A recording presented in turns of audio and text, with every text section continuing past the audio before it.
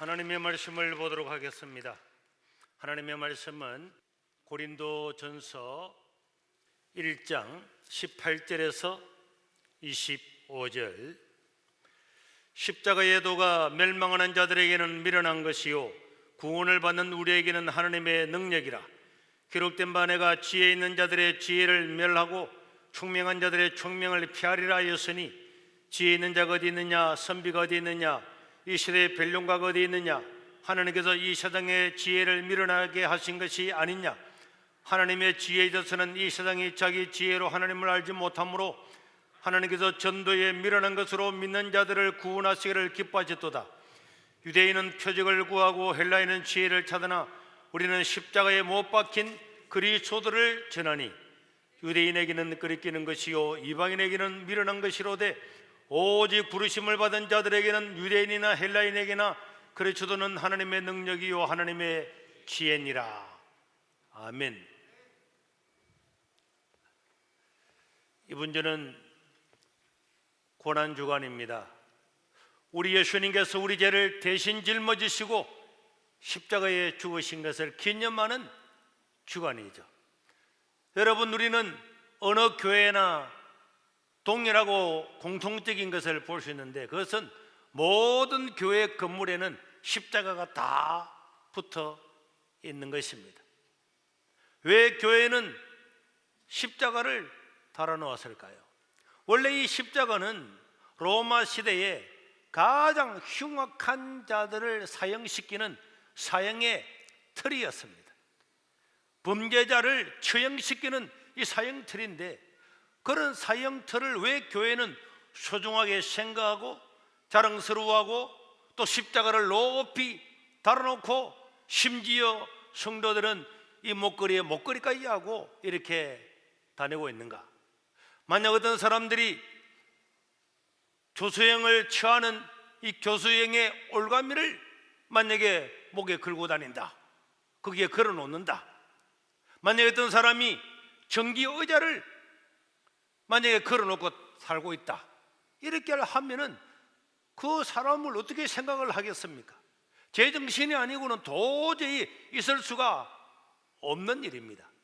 그럼에도 불구하고 교회는 그 흉악한 범죄자를 처형하는 사형틀을 교회마다 다 달아놓고 있는 것은 이 십자가야말로 우리에게 희망을 주고 생명을 주는 것이기 때문인 줄 믿으시기를 바랍니다. 여러분, 신약 성경을 13권이나 기록을 하고 그 당시만 해도 위대하고 존귀한 사람이었던 사도 바울은 자기는 유일하게 한 가지만 자랑한다고 이야기를 했습니다. 빌립보서 3장 4절에서 5절에 보니까, 그러나 나도 육체를 신뢰할, 내가 육체로 자랑할 것이 많이 있다. 만일 누구든지 다른 네가 육체를 신뢰하고 자랑할 것이 있는 줄로 생각하면 나는 더욱더 자랑할 것이 많이 있다. 나는 8일 만에 태어나서 할례를 받고 이스라엘 족속이고 베냐민 지파요, 히브리인 중에 히브리인이고 율법으로는 바리새인이고, 나는 정말로 율법에 하나도 부족함이 없이 어릴 때부터 율법을 지키고 살아온 그런 사람이었지만은, 그런데 나는 그런 것들은 다 버리고 오직 십자가만 자랑하겠다고 이야기를 하고 있습니다. 오늘 고린도전서 1장 8절에도 18절에 보니까 십자가의 도가, 이 하나님께서 우리에게 주신 이 도가 멸망하는 지옥 가는 사람들에게는 미련한 것이고 구원받는 우리에게는 하나님의 능력이다. 그리고 22절과 23절에 보니까, 여러분, 유대인은 표적을 구하잖아요. 예수님께 오셨을 때도 많은 사람들이 와서 예수님, 당신이 메시아면 표적을 보여달라고 이야기해서 표적을 찾아다니고, 여러분, 헬라인들은 지혜를 찾잖아요. 여러분, 플라톤, 소크라테스, 아리스토텔레스, 수많은 이 그리스 시대의, 로마 시대의 이런 철학자들은 지혜가 어디 있느냐, 어떤 게 지혜냐, 생명의 근원이 뭐냐, 이런 것들에 대해서 자기 나름대로 연구하고 그런 걸 다 찾았는데도 불구하고 우리 그리스도인들은 오직 십자가에 못 박히신 예수님을 찾고 그를 경거한다고 이야기를 하고 있습니다. 십자가에 못 박히신 그리스도만 전한다는 거예요. 왜 표적도 구하지 않고 그런 지혜를 구하지 않고 세상 사람들이 구하는 것을 구하지 않고 왜 그리스도인들은 십자가를 전하고 십자가를 존귀하게 여기느냐? 고린도전서 2장 2절에도 보니까 바울은 다시 한번 이야기합니다. 내가 너희 중에서 예수 그리스도와 그가 십자가에 못 박히신 것 외에는 아무것도 알기를 원하지 않는다.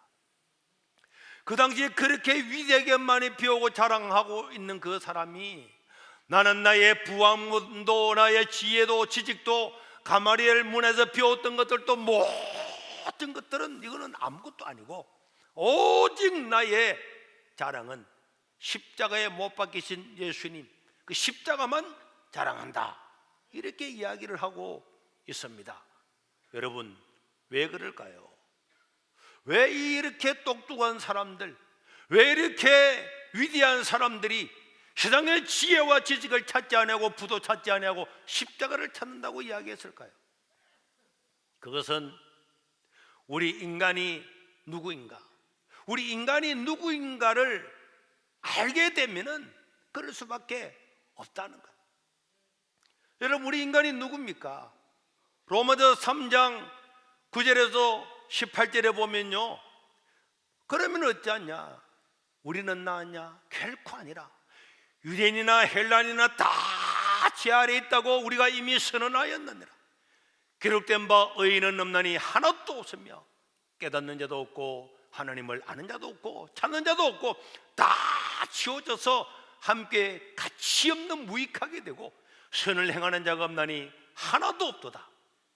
그들은 입을 열면 그 목구멍에는 열린 무덤이고 그 혀로는 속임을 일삼고 그 입술에는 독사의 독이 있고 그 입에는 저주와 악독이 가득하고 그 발은 피 흘리는 데 빠른지라 판멸과 고생이 그 길에서 평강이를 알지 못하느니라. 모든 인간은 머리끝에서 발끝까지 그렇게 죄악으로 가득 차서 죄 없는 사람이 한 명도 없습니다. 인간은 다 죄인이라는 거예요. 선한 사람은 한 명도 없다는 거예요. 그건 증명할 필요가 없습니다. 자기 자신을 바라보면은 자기 자신이 얼마나 부패하고 썩었는가를 그 자기 자신이, 자기 양심이 증가하고 있는 것입니다. 시편 14편 2절에서 3절에도 보니까 여호와께서 하늘에서 인생을 구보 살피사 지각이 있어서 하나님을 찾는가 있는가 보려고 하신 적 다 치우쳐서 함께 들어온 자가 되고 선을 행하는 자가 없으니 하나도 없도다. 심지어 성경을 13권이나 기록하고 살았을 때 천국을 경험했던 사도 바울조차도 로마서 7장 19절에 보니까 나는 내가 원하는 바 선은 행하지 아니하고 도리어 원하지 아니하는 바 악을 행하는도다. 천국을 눈으로 목격한 사도 바울조차도 인간에게 있는 이 죄성은 나오면은 잘라버리고 인생이 살고 있는 날 동안엔 이 죄악의 뿌리가 아담으로부터 내려온 이 원죄의 뿌리가 내 마음에 있어서 아무리 잘라내어도 이 죄악은 자라나서 죄 없는 사람은 단 한 명도 없다는 거예요. 그래서 여러분, 칼빈주의 5대의 교리를 이야기할 때 가장 먼저 인간은 전적으로 부패했다.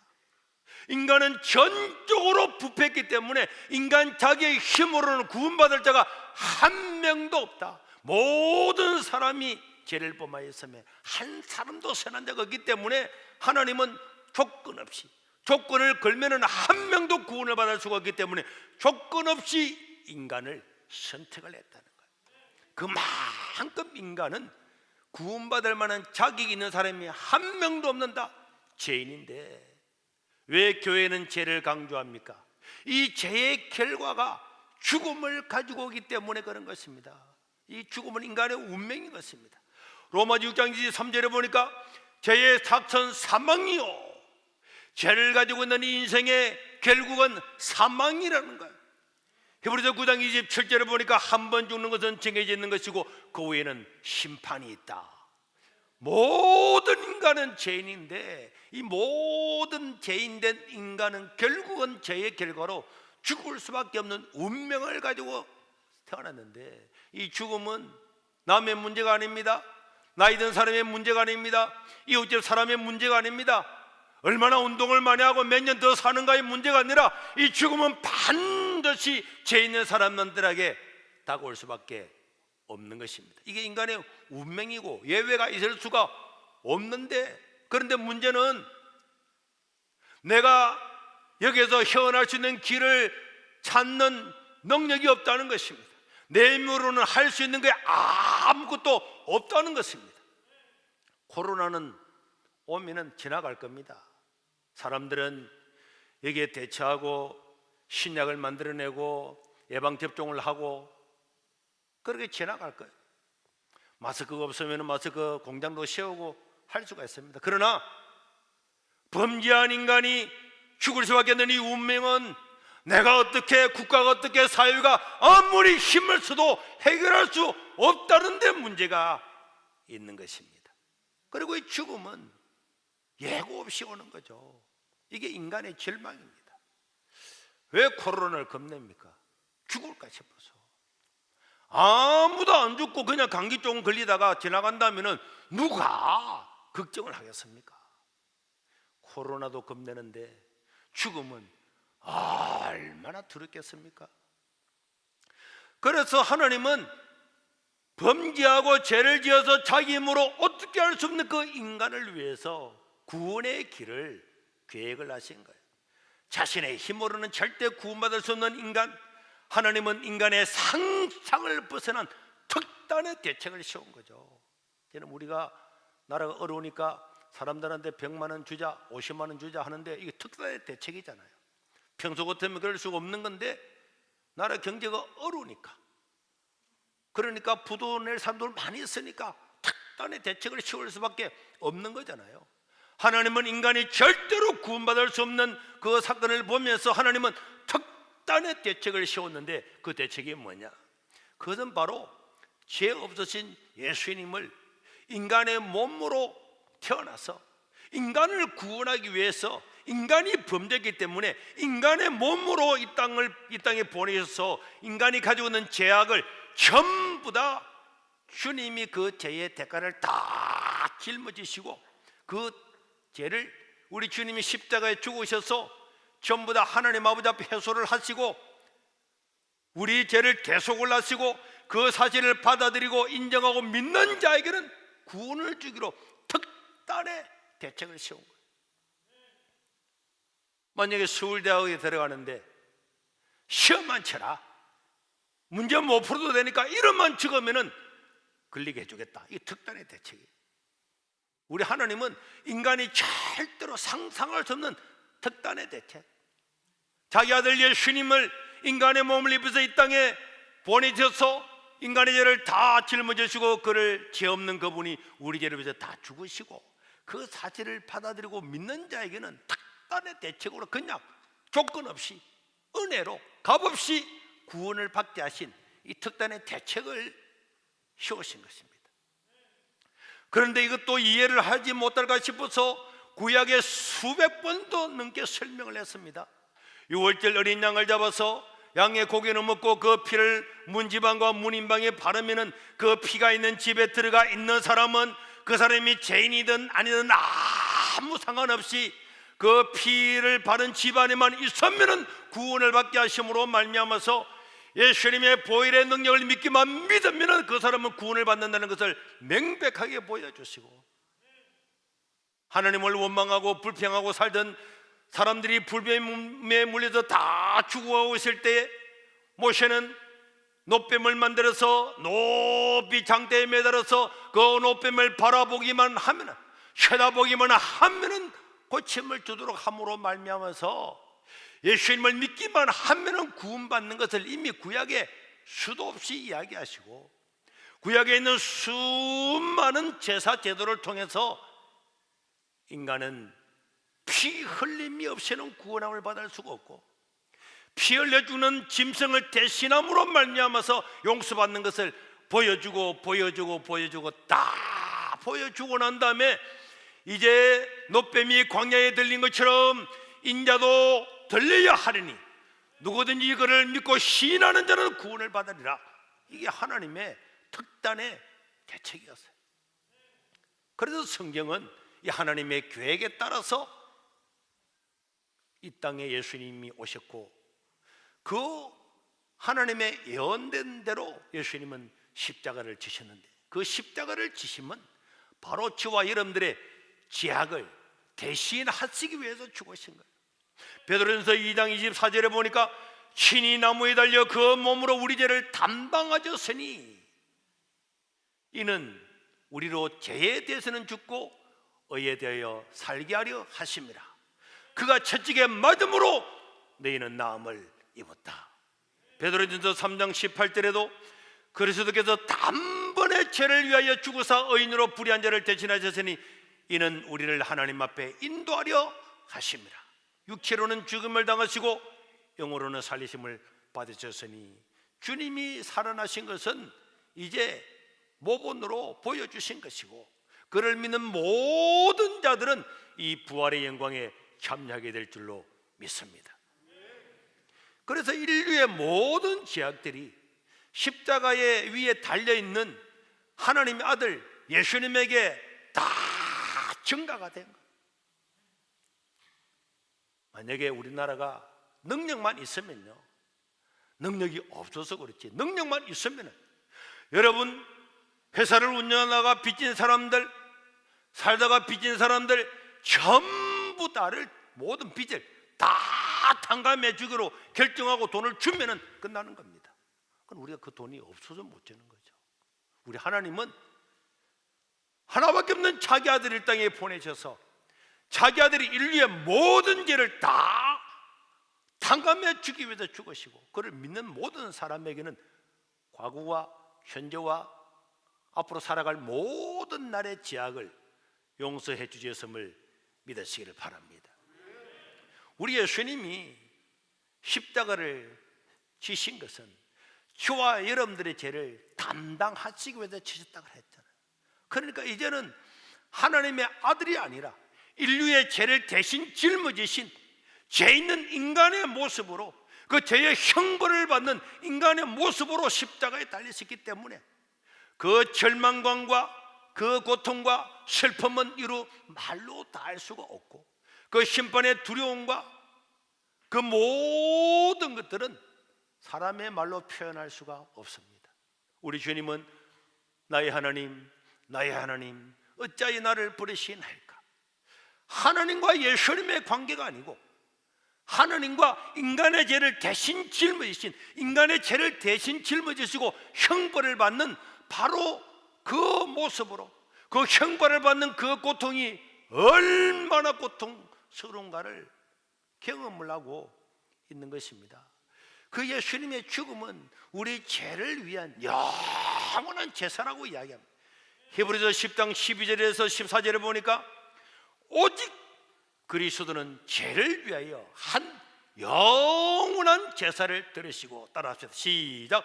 오직 그리스도는 죄를 위하여 한 영원한 제사를 드리시고. 여러분, 구약에 있는 모든 제사들은 불완전했죠. 죄를 지을 때마다 비둘기를 잡고 양 잡고 송아지 잡고 다 그렇게 할 수밖에 없었습니다. 구약에 있는 모든 제사는 불완전한 거예요. 그러나 우리 예수 그리스도께서 십자가를 지신 것은 나의 과거, 현재, 미래 모든 죄를 위해서 십자가를 지셨기 때문에 예수님의 제사는 영원한 제사, 다시는 드릴 필요가 없는 단번에 드리심으로 말미암아 그 효력은 영원한 제사를 드리셨음을 믿으시기를 바랍니다. 그래서 여러분, 예수님은 그 십자가를 다 지시고 마지막으로 요한복음 19장 30절에 다 이루었다 하시고 이 땅을 떠나시고, 그때 그 영혼이 떠났다. 이 다 이루었다, 이 헬라어 테텔레스타이는 상업적인 용어입니다.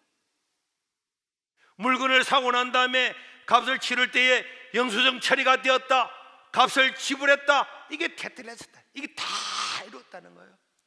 저와 여러분들의 모든 흉악한 죄악을 전부 다 주님께서 다 값을 치르고 영수증 처리가 끝났기 때문에 다시는 악한 원수마귀가 우리 죄에 대해서 청구할 수가 없는 줄로 믿으시기를 바랍니다. 그래서 사도 바울은 로마서 8장 1절에서 3절에 보니까 그러므로 이제 그리스도 예수 안에 있는 자에게는 결코 정죄함이 없다. 이 정죄함이 없다는 것은 법률적인 용어잖아요. 이제는 정죄함이 결코 없는데 예수 믿는 사람에게는 정죄함이 결코 없다. 다 무죄라는 거예요. 왜 무죄냐? 이는 그리스도 예수 안에 있는 생명의 성령의 법이 우리 인간의 죄와 사망의 법에서 해방하였기 때문에 그런 줄로 믿으시기를 바랍니다. 우리 육신으로 할 수 없는 그것을 우리 하나님은 죄 없는 예수님에게 우리 죄를 전가시키시고 예수님이 그 죄를 다 짊어지시고 해결하심으로 말미암아서 우리는 죄에서 해방된 줄로 믿으시기를 바랍니다. 그러니까 우리 예수 믿는 사람은 이 땅에서 아무리 어려움이 있고 고통스러운 현실이 다가온다 할지라도 우리가 죄 용서함을 받고 하나님 나라에 갈 것을 생각하면은 오늘도 우리는 감사 또 감사한 줄로 믿으시기를 바랍니다. 그렇기 때문에 이제 우리는요 신분이 달라졌어요. 우리의 신민권은 이 허물과 죄악으로 죽는 이 땅에 있는 것이 아니라 우리의 신민권은 하늘에 있는 줄로 믿으시기를 바랍니다. 그래서 빌립보서 3장 20절에 보니까 사도 바울은 외치고 있잖아요. 그러나 우리의 신민권은 하늘에 있는지라 거기로부터 구원하는 자 곧 예수 그리스도를 기다리노니. 사도 바울 당시에는 로마의 신민권 가진 사람들은 너무나 자랑스러웠습니다. 로마의 신민권을 가지고 있으면 어디든지 무사 통과하죠. 국가에서 도와주죠. 연금도 주죠. 1등 국민으로서 누리는 혜택이 어마어마했기 때문에 로마의 신민권을 자랑하고 죄를 지어서 붙잡혀도 로마의 신민권이 있는 사람은 채찍질할 수도 없는 그런 사람이었어요. 2등 국민, 3등 국민이 볼 때는 로마의 신민권을 딴다고 하는 것은 바로 출세한 겁니다. 그런데 사도 바울은요 우리의 신민권은 이 로마 정도가 아니고 하늘나라에 있다. 하늘나라가 우리가 가야 될 신민이고 바로 그 나라다. 이렇게 이야기를 하고 있는 것입니다. 우리 예수님도 그러기 때문에 마태복음 6장 33절에 보니까 너희는 먼저 그의 나라, 그의 을을 구하라. 우리는 이 땅에 살고 있지만은 우리가 구해야 될 것은 바로 우리의 신민권이 있는 하나님 나라인 줄로 믿으시기를 바랍니다. 마태복음 13장 43절에도 그때 의인들은 자기 아버지 나라에서 해와 같이 빛나리라. 여러분 우리가 가야 될 건 하나님 나라입니다. 하나님 나라. 누가복음 18장 28절에도 이르시되 내가 진실로 너에게 이르노니 하나님 나라를 위하여 집이나 아내나 형제나 부모나 자녀를 버린 자는 이 땅에서 100배나 받고 영생을 상속하지 못할 자가 없느니라. 우리 주님은 다 하나님 나라에 대해서 가르쳤어요. 여러분 성경을요 보세요. 우리 예수님 이 땅의 이야기를 한 게 아니에요. 하나님 나라를 이야기하고 하나님 나라를 가르쳤습니다. 그래서 나중에 예수님께서 십자가를 지기 전에 빌라도를 만났잖아요. 요한복음 13장 36절에 보니까 예수께서 대답하시되 내 나라는 이 세상에 속한 나라가 것이 아니니라. 만약에 내 나라가 이 세상에 속한 것이었다면 내 종들이 싸워서 나로 유대인에게 넘겨지지 않게 하였을 것이고 내가 네 한때 앞에 서지도 않았을 거다. 이제 내 나라는 여기에 속한 것이 아니니라. 우리 예수님은 우리의 나라, 그리스도의 나라, 우리의 나라는 하나님 나라에 있는 거고 우리의 신민권은 거기에 있는 줄로 믿으시길 바랍니다. 사도 바울은요 사도행전 28장 31절에 보니까 죽을 때까지 하나님 나라를 전파하며 주 예수 그리스도에 관한 모든 것을 담대하게 거침없이 가르치더라. 하나님 나라에 대해서 담대하게 거침없이. 그 당시에는 로마가 세계를 지배했잖아요. 로마 나라, 로마의 시민권, 로마의 법률, 로마의 황제가 주다, 그렇게 외칠 때도 아니야, 우리는 하나님 나라의 시민권을 가지고 있는 거고, 우리는 하나님 나라에 가서 살 사람이고, 하나님 나라의 윤리를 가지고, 하나님 나라의 법을 가지고 살아야 된다, 이렇게 담대하게 가르쳤다고, 죽는 순간까지 그렇게 가르쳤다고 성경은 말씀을 하고 있습니다. 그래서 수많은 순교자들이 왜 죽었습니까? 하나님 나라를 위해서 죽은 겁니다.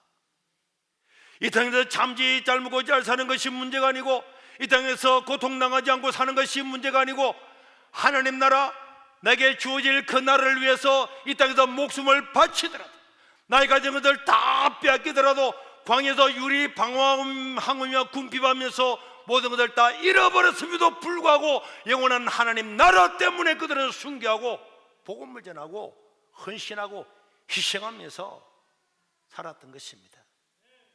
오늘 저와 여러분들도 예수 믿는 모든 우리는 하나님 나라의 백성인 줄로 믿습니다. 돌아갈래 고향 하늘나라,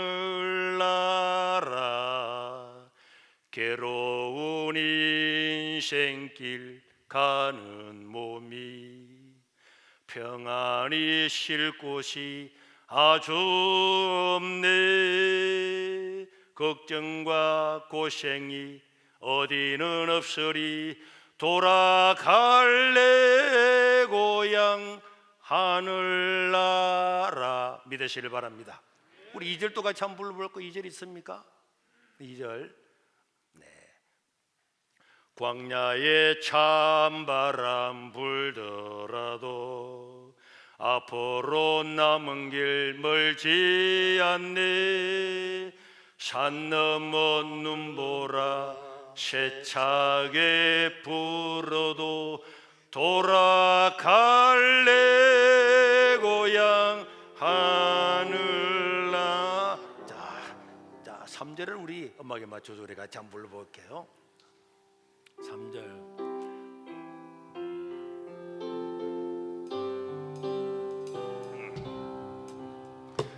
날 구원하신 주 모시옵고